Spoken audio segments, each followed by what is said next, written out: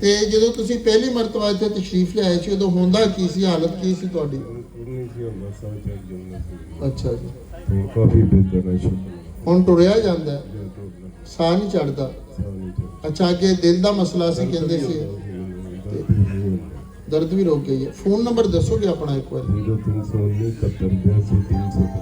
ਅੱਛਾ, ਜੋ ਤੁਸੀਂ ਦੱਸ ਰਹੇ ਹੋ ਕਿ ਤੁਹਾਡੇ ਤੋਂ ਚੱਲਿਆ ਨਹੀਂ ਸੀ ਜਾਂਦਾ, ਟੁਰਿਆ ਨਹੀਂ ਸੀ ਜਾਂਦਾ, ਦਰਦ ਵੀ ਹੁੰਦੀ ਸੀ, ਦਵਾਈ ਵੀ ਖਾ ਰਹੇ ਸੀ, ਕਿਆ ਇਹ ਤੁਹਾਡੀਆਂ ਇਹਨਾਂ ਗੱਲਾਂ ਦੇ ਕੋਈ ਮਹੱਲੇਦਾਰ ਰਿਸ਼ਤੇਦਾਰ ਵੀ ਗਵਾਹ ਹੈ ਨੇ? ਲੋਕਾਂ ਨੂੰ ਪਤਾ ਤੁਸੀਂ ਬਿਮਾਰ ਸੋ? ਅੱਲਾਹ ਆਪਕੋ ਬਰਕतें अता फरमाए।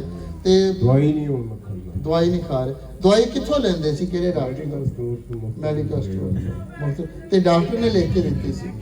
ਡਾਕਟਰ ਦੀਆਂ ਰਿਪੋਰਟਾਂ ਪਰਚੀਆਂ ਹੈ ਨੇ ਤੁਹਾਡੇ ਕੋਲ? ਸਾਰਾ ਕੁਝ ਹੈ ਮੇਰੇ ਕੋਲ। ਨਜ਼ੀਰਾਬਾਦ ਤੋਂ ਦਵਾਈ ਫੜ ਲਓ। ਅੱਛਾ ਜੀ, ਪਾਰਸਲ ਵੀ ਆਉਂਦੇ ਸੀ।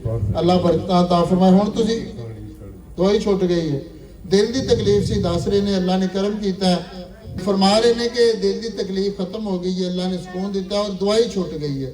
अल्लाह ने दवाई तो निजात अता फरमाती है। तो गल करने का मकसद यह है कि जिथे दुनिया का माल काम नहीं आता उत्थे दरूदां की दौलत काम आ जाती है। उत्थे सल्लल्लाहु अलैहि मुहम्मद